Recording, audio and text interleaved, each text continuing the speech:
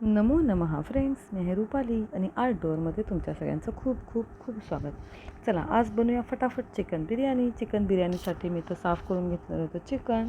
त्याला मॅरिनेट करायचं आहे. मॅरिनेटसाठी मी इथे टाकलेला आहे 1 चमचाभर दही, हिरवी मिरचीची पेस्ट, त्यानंतर तिखट आणि हळद.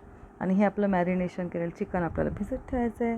इथे मी एका मातीच्या भांड्यामध्ये मी टाकलेलं आहे चवीनुसार तेल.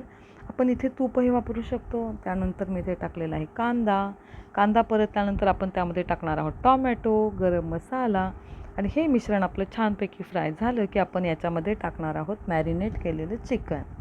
मॅरिनेट केलेलं चिकन हे साधारण 2 ते 3 तास तरी मॅरिनेशन व्हावं. त्याच्यानंतर हे चिकन आपण ह्या तेलामध्ये फ्राय करून घेणार आहे आणि मग टाकणार आहे 1 वाटीभर पाणी टाकल्यानंतर मी त्यामध्ये टाकलेलं आहे अर्धी वाटी कोथिंबीर आणि पुदिना. तर हे आपलं चिकनला 1 उकळी आली किंवा 1 कढ आला मस्त की त्याच्यामध्ये आपण टाकणार आहोत अर्धवट शिजलेला भात आणि स्मोकी फ्लेवरसाठी मी इथे ठेवणार आहे कोळसा.